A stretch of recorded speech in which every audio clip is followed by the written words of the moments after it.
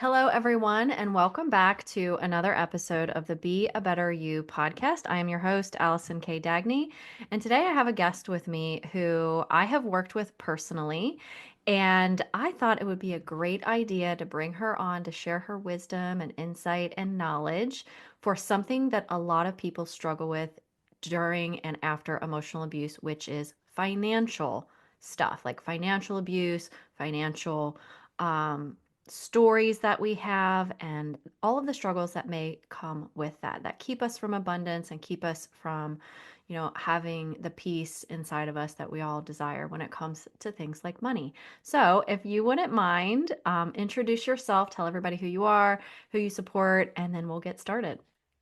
Hello, everyone. I am so honored to be here. My name is Victoria D'Ambrosio. I am a money mindset and manifestation coach, and I work with my clients to really uncover and identify their money blocks, the fears, doubts, insecurities, limiting beliefs as it relates to money, clear them from the subconscious so that they can start making more money, primarily in their business. I work with a lot of entrepreneurs. And so I'm so excited to be here today and really talk about how these experiences with our money can shape our current reality and what we can do to shift that so that you can have a better experience with money in the future. Yeah, so this is going to be a really great conversation. I'm really excited about it.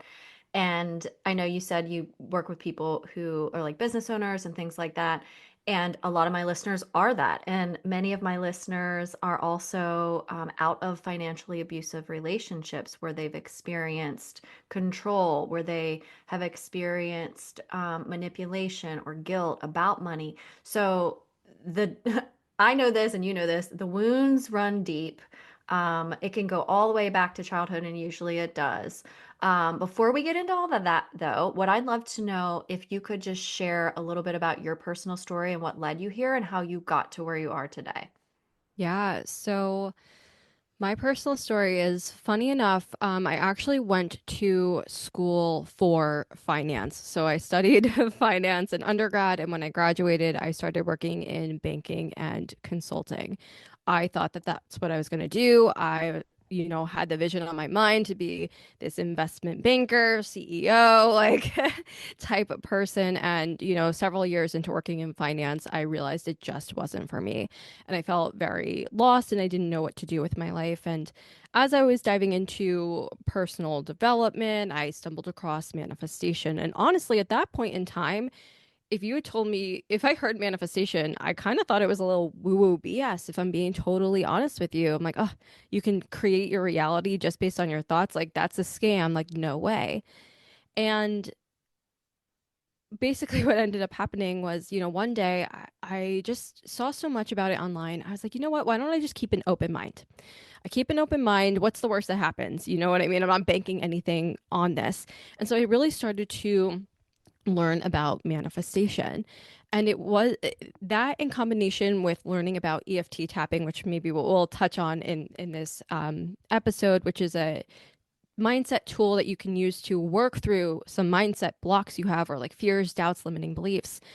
I started experiencing so many shifts. And like I said earlier, I was a skeptic. And so what I did is I kept what I call a coincidence tracker. And so every time I would have a coincidence, I would write it down on that piece of paper of like, oh, that's interesting. I started tapping on this frustration around money. And then the next day, I got a free iPhone. And then the next, you know what I mean? Like I just started like writing down these coincidences. And eventually, the list became so long that I could no longer write it off as coincidence anymore. And I really started to see the tangible correlation between when I would work on the fears, the doubts, the limiting beliefs, what would then happen in my reality as a direct result. I would work on something and then, afterwards I would see, oh my gosh, I just worked on money blocks, for example, and then I now,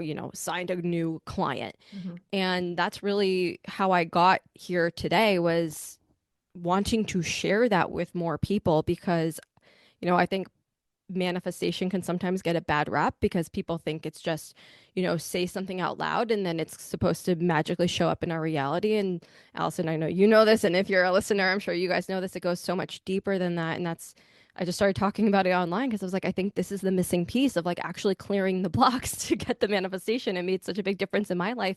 I wanted to share that missing piece with other people, and that's kind of how I ended up here. Yeah, I love that story. It's so funny how you started out in like the finance, accounting, like all of that stuff, and now you're here. But I think it is a true testament to what you did, like you were doing a little bit of research and trying to be open-minded about it, and then realizing, wait a second, as you started to track it, wait, there might be something to this. So I would love for people to be able to open their minds that much too, to be able to see how they can change their own lives, right? Because this just isn't about like the power of manifestation, which it is very powerful. It also is connected deeply to the subconscious mind. And I know you know that because when I was working with you, and I had already been a coach for a long time in the subconscious mind area, then you're starting to talk about it with me, and we're utilizing this as part of my healing and as part of releasing my limiting beliefs and fears about money. So let's talk a little bit about how you have seen this show up for people who you've worked with. You can use me as an example or anybody else who you want to use or yourself. But I think about things like when I was being emotionally abused in my relationship with my ex husband, um, there was this like feeling of, how do I want to say it? Like need versus want. Like you shouldn't want something. You should only buy things that you need. Or we don't have enough money to spend on that. Or um, we should just save all of our money instead of spend it. So, like, those kinds of things were being programmed into me from that relationship. I probably had some different money stories. I definitely know I do from childhood. But what are some of the, I guess, most common things that you hear from the people who you worked with that like stems from either their childhood or beyond? Mm, I would say one of the biggest blocks I see by far is the connection between making money and it having to require struggle, Mm, sacrifice, hustle. And so, if anyone's even listening, you can just do a quick thought process of if I want to make money, what does that require of me? What do you believe to be true, right? mhm, Like when I first started, I believed if I want to work, or sorry, if I want to make a lot of money, I have to work really, really hard. There's only a certain handful of jobs that I can make a lot of money mhm, doing, like be a doctor, be a lawyer, go into finance, etc. And I'm going to have to struggle and sacrifice and work 15 hours and all of these things. And that's what I'll refer to as like my subconscious success formula, because, like you were saying, it all routes back to our subconscious. That's what I felt and believed had to be true in order to make a lot of money. And I see that happening all the time, usually because growing up, we have experienced that. Maybe we grew up and watched our parents or people we knew close in our lives work really, really hard, or you saw that on TV, or you experienced that yourself. And so then that can become programmed into our reality. I would say that's one of the most common mhm. blocks that I Yeah, see for by far. sure. I mean, I remember seeing my parents work really hard, and I didn't even see my mom a lot growing up because she worked the shift where I was at school, or I'm sorry, she worked the shift when I was at home in the evenings, and my dad worked when I was in school. So I saw my dad a lot more than my mom. She was evenings and weekends working. So like there were beliefs that I had developed as a child about hard work, and like you won't be able to spend time with your family, and you're going to have to sacrifice time with people to make money. And I know a lot of people probably share that same sentiment or thought that they have. But then it goes even deeper, like especially when it comes to like financial abuse, where you may have had specific programs from childhood that then get reinforced in abusive situations such as mine. They were different, but they still impacted me and then created a lot of fear. Like I was afraid I couldn't spend money even after I escaped my abuser. Like I couldn't spend $250 at the grocery store because the budget was $150. So 2 years away from my ex, almost had a panic attack in the parking lot because I had this program belief that I can't spend that kind of money at the grocery store. Yeah. So it's a scary feeling, when you have these beliefs that you don't even maybe even know that you've got. So what is the first step, right, to starting to uncover these things? Because people may be hearing this for the first time, be like, "Oh my gosh, I didn't realize." Like, "Oh yeah, I've always heard money grows on trees and like blah blah blah." But like maybe they don't know the deep well of which their money blocks are in. Yeah, I'll touch on the first steps, but first, what you were talking about with, you know, the financial abuse, it's so important to truly understand how deep this runs, just to like really acknowledge and honor how how deep this is and how difficult, for lack of a better term, this work can be. Not in a, hustle grind way, but like it runs really deep. There's a lot of emotions involved. And if you think about it at its core, one of the key emotions and energies behind money that keeps that like lock on us, right, is safety. Mm, So if you think about it on a more, tactical level, right? Like, yeah, there was a financial abuse. So there was probably this feeling of like, if I spend more money than I should or money where I'm not supposed to, that makes me feel unsafe, whether that is physical unsafety of like physical abuse as a reaction to that, or just like yelling, verbal abuse, that creates a lack of safety. mhm. And even if we, zoom out from the abuse situation, it just represents safety in general, right? Because if you think about it, we're all wired to survive and thrive. And, how we're thinking about money also correlates to kind of, are we in survival territory or thriving territory? Yeah, for sure. So money really does represent this deep sense of safety, especially then when you layer in this angle of abuse. And if you're sitting here listening to all this and you're like, oh my gosh, like this is so deep. I don't know where to start, all of this stuff. And maybe you're also someone who's listening and you know that you want to get to like the root of all of this stuff because it probably happened in childhood and now you want to go digging, but you don't know where to start. You don't need to know exactly the root of your block to start healing your blocks. You can start right now today with working through your triggers, because your triggers are the window into your subconscious mind. Because anything that's bothering you is only triggering you because there's some sort of wounding or hurt around that thing. And maybe you're not consciously aware of it, right? The same way you might get cut off in traffic and then get really, really frustrated. That frustration's could be coming from something deeper, like being really unhappy in your job, just for example. And so if you want to get started today, my recommendation is to use EFT tapping. It's my favorite modality to like just get started and really clear a lot of stuff, to tap on what is bothering you, even if it doesn't on the surface relate to money. If your money stuff is bothering you right now and you're really frustrated because you're like, I wish I had more money, you can tap on those triggers and those frustrations. But if you don't have that right now, trust that if you tap on any trigger, whether someone cuts you off in traffic, whether it's a trigger around relationships, whether it's a trigger around, getting on the scale, whatever it is, you can use EFT tapping to tap on that. And what happens is tapping is like a layer of an onion layer, right? You'll peel back this top layer, which is available to you at your conscious level of awareness, which is what's triggering you.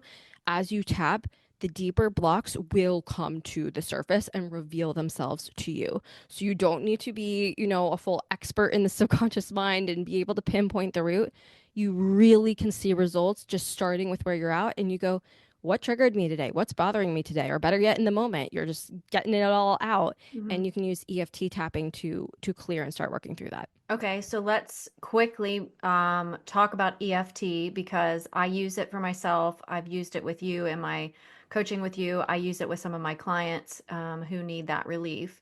But it's called emotional freedom technique for those people who don't know what it is. Can you just kind of give a brief overview of it? Yeah, of course. So, like Allison said, EFT stands for Emotional Freedom Techniques. You will also hear people refer to it as tapping because what it is you are tapping on certain points of your body. They are your body's meridian points because EFT is based on ancient Chinese medicine. And you are tapping on different points of your body while you are saying things either out loud or honestly, when I tap, I don't say them out loud. I just say it in my mind and you are tapping on these different parts of your body. And there's actually a lot of science to support EFT, which is amazing, especially with things like anxiety, PTSD, grief, and depression that helps you heal it. To keep it short and sweet, it does create a nervous system response in your body. So even when you're talking about these triggers, the tapping on those points is sending calming signals to your body, telling your body that you're safe, which is helping you heal through these wounds, these emotions, these limiting beliefs that you have. And over time, you will find that the strength of those limiting beliefs, fears, doubts, all of that will decrease over time until it no longer triggers you. Yeah, the first time I had done tapping, it was really a relief for me, and it felt really good, and I was able to get shifts very quickly. So, I think that whole mind body connection, like your nervous system and like your body, your thoughts, like all of that stuff, like when you are experiencing something that you need to process and move through your body, it's a really, really good place to start. And I use it for all kinds of stuff. I use it for my emotions and I use it for anything that I feel like needs to be cleared out. So thank you for that explanation. So I think to kind of piggyback on what you were saying before with that fear, like that's a primal fear, right? Survival is based in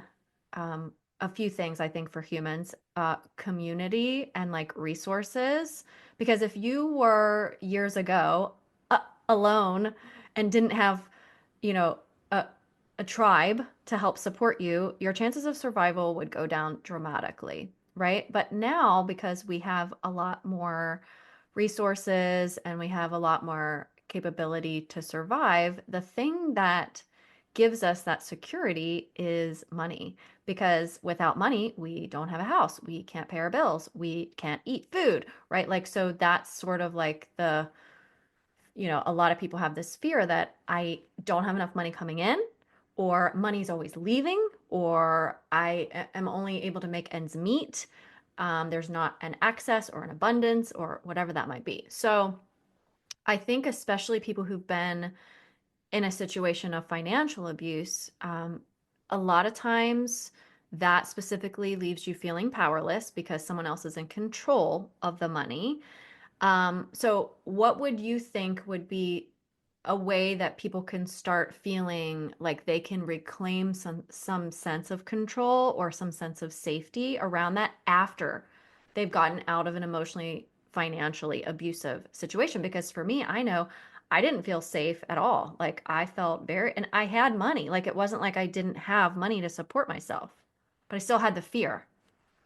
I'm so glad you said that last part because more money doesn't solve these types of money problems. And especially, like you said, with the financial abuse. Hmm. I work with people all the time who have this fear of the money's going to run out or I can't spend it. And they can have on paper a 6+ figure business, but they're still terrified and feel like money is what's controlling them and feeling like the victim to money. So, Allison, you know this from working with me.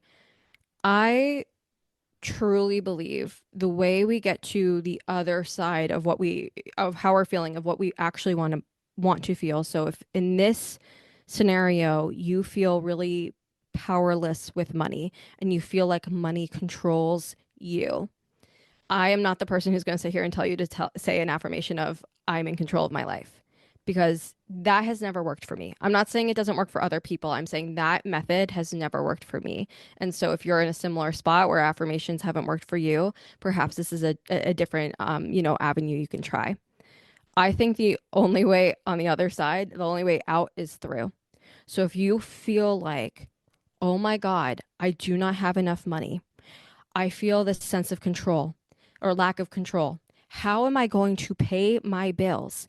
I am so freaked out right now. I am so scared. I hate this. I hate this feeling. I hate feeling out of control. I hate that he did this to me. I hate him. How do you actually feel? And use that, get that out. For me, you tap on that, Mhm. on how you actually feel. And I would encourage you to do it consistently. If you can tap on that for like, even if you make a challenge for yourself for a week, better to do 30 days. When you tap through the feeling and honor the negative feelings of the lack of control, the lack of safety, on the other side, you will naturally start to feel more in control and more safe as a byproduct.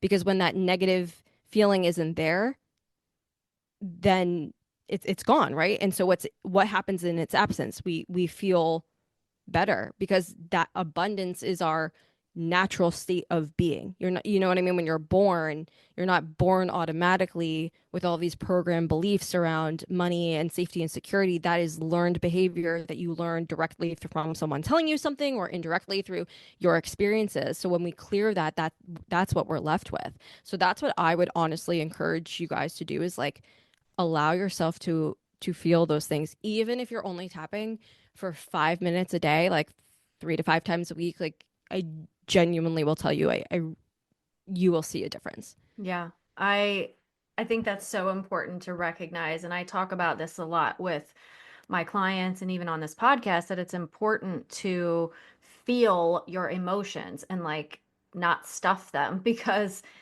what happens in our bodies when we don't allow the emotions to pass through is they get stuck, and then we feel stuck, and then either they come out later in an explosion or we end up dissociating from those emotions and we don't feel anything. But what you're saying about like just really honoring how you feel in that moment is so important, and to take the judgment out of it, right? Because this is what it's not like you're on stage and you've got an audience of people who are listening to what you are feeling and listening to your beliefs as you're tapping through. It's literally something that you're doing privately, which is a huge benefit because you don't, if you don't judge you, nobody else is judging you anyway, you know? So it's a matter of really allowing those feelings to come through, really um, feeling into any sort of injustices or anger or frustration or fears. You know, those are so big. And when you do that, like you said, on the other side is where you're going to get the relief, because you can't skip that. Like you can't go around. Like we want to be able to like, I don't want to feel that. I don't want to experience that. That's too scary, right? You can go as deep as you want, right? You don't have to like, go to places you're not comfortable with. But I have found that when we can push ourselves a little bit through the discomfort, that's when the relief feels the best. So, what do you think um, for women who really feel a lot of anxiety about money? Like you were saying before, like, I don't have enough, or it's not, it's always disappearing. What do you think that the biggest, I don't know if the word lie is the question I want to ask, or the biggest myth about what they should be doing when they're feeling those kinds of emotions, like things that maybe you've heard that other people are saying you should do this or you should do that. Like if you're scared, I feel like I have an idea about this, but I kind of want to know what you think about it. Yeah. If someone came to me and they were saying they were really scared about money. Actually, this scenario kind of just happened to me. So I'll walk you through what I walked someone else through is I think the first thing to think about is to figure out where this feeling of anxiety and stress is actually coming from. Is it a actual I don't have money in the bank to meet my needs feeling of anxiety and stress because you actually do not have that money, which is a very valid, real concern? Or is it like you still feel that way, but oh, I actually examined my bank account and I have more than enough, but I still feel really anxious and stressed and all of those things. So that's not to invalidate the other side and those feelings. All feelings are valid. But what's important is to first identify, is it actually a money in the bank problem? Because if it's not, and you still feel that way, then okay, we know, all right, the solution to this problem is if it's not the fact that there's actually not money there, but you're still stressed about money not being there, that's more of the emotional mindset side of things that then you would want to address versus if you're like, oh yeah, I'm stressed about this. And obviously it's causing me stress because I only have $6 in my bank account and I need more to pay my bills. So I think the first step is to really understand what is the root cause of the problem. Because without that, right, like let's say it is a true money in the bank problem, it is really hard to mindset your way around the nervous system dysregulation that comes with not being able to pay your bills. And so in scenarios like that, I honestly generally advise people to get to a place where they can feel safer with money.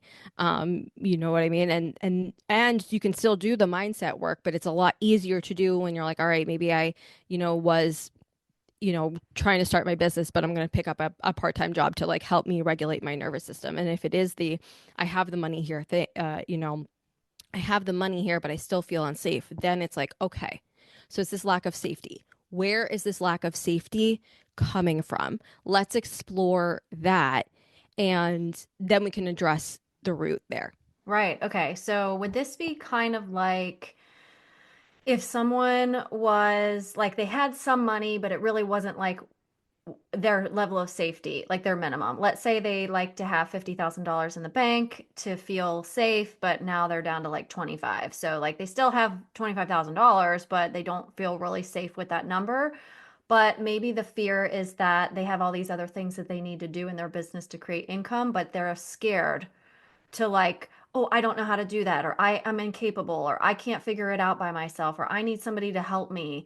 Like, could that be something similar too, where you're like, I know that I have money to pay my bills. I know I'm going to have enough money for the next however many months to survive, but I'm still getting trapped in this fear because I may have other beliefs that are coming up that are kind of like side.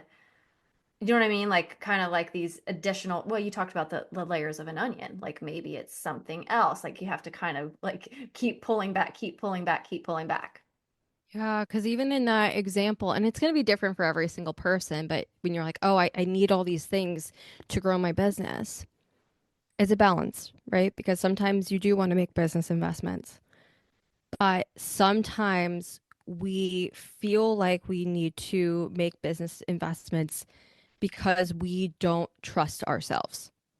So that in that scenario, it could be a situation where it's like, oh, this lack of safety is like, oh my God, I only have $25,000 and I need to spend 20 of that or whatever it is to invest in coaching because otherwise my business isn't going to grow and then I'm never going to be successful. And you feel like you're choosing between financial safety and growing your business. Mm.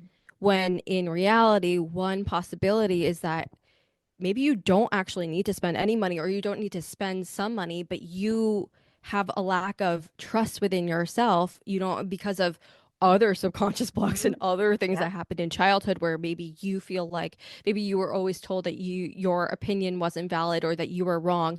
And so that way, even though deep down maybe you have an intuition of like, for example, the content that you want to create online, but you're like, no, I'm not a messaging expert. I need to go hire someone to tell me what the messaging is because otherwise I'm never going to get it right and I'm never going to grow my business. when in reality the answers are actually within you. It's just that you don't have that trust within yourself because of whatever happened Right. to make you feel that way. Yeah. So that could be like a Yeah, scenario yeah. there. Yeah. It just goes to show that there's so many layers to this, and you got to start somewhere, right? Like you said before, like maybe start with the triggers or things in the moment that are happening now. So I want to talk about the law of attraction, and how that relates to, manifestation and all of that stuff. Maybe some people know about the law of attraction, maybe some people don't, but I don't know. I just kind of have this like nudge that we should talk about it. Yeah. Is there anything specific I don't about know. that? Like, what do you think about it? Yeah, I'm familiar with the law of attraction because I have been in the manifestation world. And so for those of you who aren't familiar, the law of attraction at a high level states that like energies attract like energies. Mhm. So if you're thinking positive, then you bring positive things into your reality. If you're thinking negative, then you're thinking negative things into reality. My issues with the law of attraction is I think I think when it started, it was a way to try to, at a high level, explain certain concepts, but there's so much, in my opinion, depth and nuance to it that I think sometimes it gets a bad rap. And then it also can create really toxic negative Mhm. repercussions because then you'll have people who I've gotten this in my comments so many times. They're like, "Well, I have anxiety or I have depression, so then I can't manifest, and Mhm. I'm manifesting all these negative things into my reality, and it's because I have anxiety or depression, and I create like it can create this Mhm. toxic environment that I don't personally subscribe to. Mhm. So I don't know if how you Yeah. feel about Yeah. that. Well, Yeah. because it can sometimes lead to like victim blaming. I think Yeah. sometimes where people think, well, if I am having this like negative attitude because of my trauma or whatever, then it's my fault that I don't have money, or it's my fault that I'm not attracting. You know what I mean? Yeah. Yeah. Or like, like I certainly do not want anyone to ever feel like, oh, well, then I must have manifested my abuse. Like, no, Exactly. you know what I mean? And I get Exactly. that. I'm Yeah. so Yeah. against that. And so maybe I'll just share my how I define manifestation. This is what serves me. If it serves you, great. If not, you can leave it. The way think about manifestation is like to kind of almost put wind in your sails to go in the direction that you want to go. Or if when you go to an airport and you can walk, or you can walk on the Mhm. airport Yeah. walkway and then you get faster, Yeah. right? Like you're still controlling it, you're still going in the right direction, but when you're, I'll put in air quotes, manifesting, it can help you go there faster. Hmm. Manifestation, if we take a step back, in my opinion, is just the creation of something. So I made my coffee this morning. I manifested my coffee, right?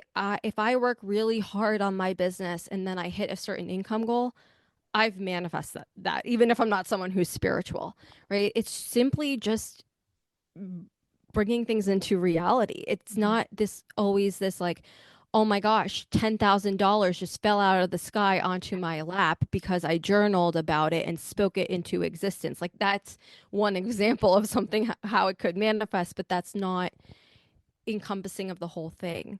And so when I talk about manifestation, I'm really more talking about mindset work and how we can change how we view things that will help us achieve our goals more easily. Hmm. So let me give an example because really this comes down to the chain of reactions of how when we think differently, we feel differently. And when we think and feel differently, we show up and take action differently. And when we take action differently, we will get different results. So, for example, not so much in like the abuse side of things, but let's even like you said, you have business owners who listen to this podcast, right? Let's say you're creating content, but deep down you're really, really afraid of judgment. And because you have stuff you really want to say, but you feel like, you're afraid if you actually say it of getting canceled or, being judged or offending someone.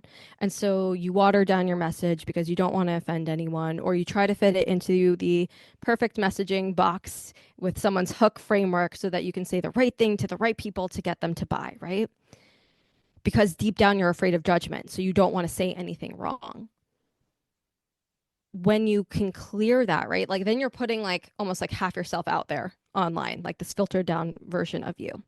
But imagine what would happen, the energy that you would hold if you were so convicted in your energy around what you do, who you serve, what you believe in. And you're also a nice person, by the way. So, like, you're not going out there saying offensive things. And you show up in that energy and you show up saying what you really want to say, what's going to really help people because it's helped you and you want to help other people. Because now you've worked through your fear of judgment. So that's not crippling you as much anymore.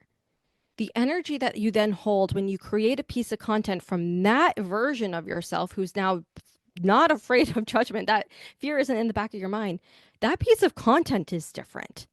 And because that piece of content is different, even if you're talking about the same thing, but you're coming at it with a different energy, you're using different words, that's going to attract your people because they're going to be like, oh my God, she's saying something that actually resonates with me. And it doesn't sound like everyone else's watered down version because everyone Mhm. else is afraid of being judged. And because then now you've resonated with that person because you're actually connecting with them. Now maybe you've gained a follower or now maybe you've gained a sale. So, kind of going back to this law of attraction thing of like attracts like, for me, it's not just, okay, we think something we created, and if we have abuse, that's our fault. It's how can we use our thoughts to heal and think better, believe better things that are going to empower and enable us to get what we want? So, if we even use like a more abuse examples that Mhm. will hopefully resonate with you guys, like one thing that comes to mind is if you've suffered from a financial abuse, there might be an association of more money equals abuse, Yeah. right? So I don't want to make more money because I don't want to maybe enter into an abusive situation or I don't want to abuse others. And if you have this link between more money and abuse and bad behavior, what happens is you'll unconsciously pull yourself back. So if you are a business owner, for example, you may not like raise your prices or you may not do these other things that would help you earn more money. But if you can then do the healing work so that, yeah, money is a neutral resource and the person who abused me with it was awful, but it's not that money is awful, is that that person was awful and they chose to do awful things with the money. You can create that neutrality with money and allow yourself to earn more because now you feel safe. So you show up differently because you feel good about bringing more money into your reality. Okay, so with all that being said, and thank you so much for sharing that, what is one thing that you think that listeners could take away from this conversation, knowing the things we talked about, related to like the triggers and financial abuse and like our perspectives on law of attraction, like all the different things, right? Because this is a big, convoluted thing that we're dealing with, but a lot of people want to get to the bottom of it and don't want to feel afraid, don't want to feel that scarcity and lack and like all of that stuff. What's one thing that you think that they could take away from this? The one thing I would want you to take away from this would be you have the power to heal from your past and use that to change your future one step at a time. And I want you to really know this, which is that you do not have to clear a block, a fear, and anxiety in its entirety to start seeing results. I don't want you to feel like, oh my gosh, I have all of this financial trauma and it's going to take me forever to heal and then feel good about money. No, every time you tap or do any sort of healing work, you are making progress on your goals. You can tap and still be, you know, healing your financial trauma from your past and still start to see your reality with money starting to shape and take form. Just like healing is, comes in layers. Every time you're clearing a layer, you are seeing the results. Think about it like going to the gym, right? Like you are going to get the results every single time you go. You don't have to be in perfect shape. So I just don't want you to feel like it is this heavy thing that's going to take forever and that you have to have all this knowledge It doesn't have to be that way. Truly, it can be as simple as just thinking about what's bothering me today. The same way you would vent to a friend, just vent and tap or clear however you want. I just am obsessed with tapping, but that's not to say that's the only way to clear things. And you will start to see the results. Keep Right. an open mind, keep your own coincidence tracker, and just know that like that reality is available to you and it doesn't have to take years and all this like big trauma releases. Like it gets to be that easy as well. Right. Thank you so much. I appreciate that. Yeah. I always ask all my guests, could you tell us one thing that maybe people close to you know about you, but not a lot of other people know about you? Some like interesting or weird fact about Victoria. Yeah. Oh, that's a good one. Like the first thing that came to mind is that I have a peanut allergy, but that's so weird and lame. I didn't know that about you. Yeah, because I like Probably a never lot of talk people about it, but do. that's not very exciting. But it doesn't have to be exciting. It's just Yeah, so something that's not a lot of people something. know. Yeah, Sometimes so people unfortunately I've never had relate. Chick-fil-A because Yeah. they use peanut oil. So Aw. Probably a uh, lot of places you can't have that use peanut oil too, I would assume. yeah, I have no idea why that's the thing of all things that came to mind, but Well, here you may we have are. something in common with a lot of people out there Yeah. listening, I'm sure. So, Yes. okay, There might well, be a fellow peanut allergy that's person right. out there. Well, thank you so much for being here and sharing all your insight and wisdom. Hopefully, if people would like to work with you or learn more about you, they will reach out. Where's the best place to get in contact with you? You can come say hi to me on Instagram or on TikTok. My handle is at Victoria D'Ambrosio. And I would, even if like just if you took anything away from this episode, if you have any questions about this episode, like I'm sure Allison, you would love to hear. I know I would love to hear. If you have any questions about tapping or where to get started, like let me know. I I want to be able to help. So yeah, reach out to Excellent. me, say hi. I don't bite. Okay. And I'm going to put all of your information in the show notes. So please check that out and go say hi and connect with Victoria. And thank you so much for being here. And thank you all for listening. Yeah, thanks so much. All right. Thanks.